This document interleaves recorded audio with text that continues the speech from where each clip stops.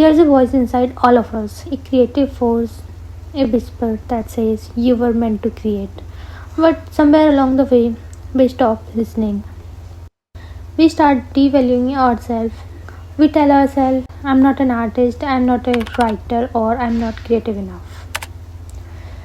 Creativity isn't a gift, it's a birthright. That the real problem isn't we lack talent, but there's we've simply forgotten how to trust ourselves. Welcome to episode 1 of the Artist Way series, a journey to rediscovering the creative soul that's been waiting inside you all along.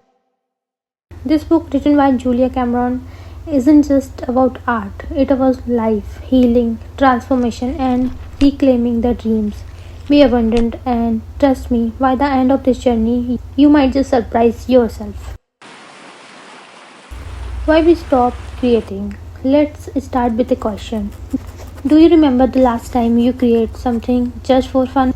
As kids, we didn't hesitate to pick up a brush, make up stories, or dance in the middle of a party. We weren't worried about whether it was good enough. But then something happens. Maybe a teacher told us we weren't talented. Maybe we compared our art to someone else's or thought we'd never be that good.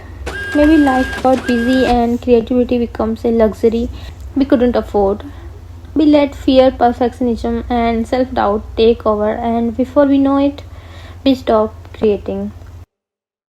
But here's the truth, creativity isn't about talent, it's about permission. And this book is about giving yourself permission to create again. Author introduces a powerful tool on day 1, morning pages. What are they? Simple 3 pages of longhand writing every morning. No matter what, no filter, no edits, no rules. It's like a brain dump. You let out all the noises, all doubts and fears. The I don't know what to write thoughts. At first, it might feel pointless, but keep going because somewhere between the scribbles and chaos, you start to hear your real voice again. Think of it like clearing out a cluttered room. Once you move all the junk out of the way, you start seeing what was underneath the whole time, your true creative self. The artist date, falling in love with creativity again. The second tool is something magical. The artist dates. Here's the rule. Once a week, you take your inner artist out on a date. No distractions, no work, just play. It could be visiting an art gallery, walking in nature, buying random art supplies and trying them, watching an old film that inspires you. The goal to refill your creative well. Because creativity isn't just about producing, it's about experiencing. It's about falling in love with life again. So that when you sit down to create, you actually have something to say. So, if you've been feeling stuck, uninspired, or disconnected from your creativity, this is your invitation to come back home to yourself.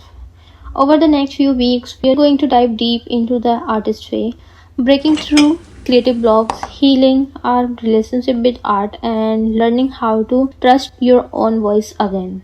And I want you to be part of this journey. So, here what to do next. Grab a journal and start your morning pages tomorrow.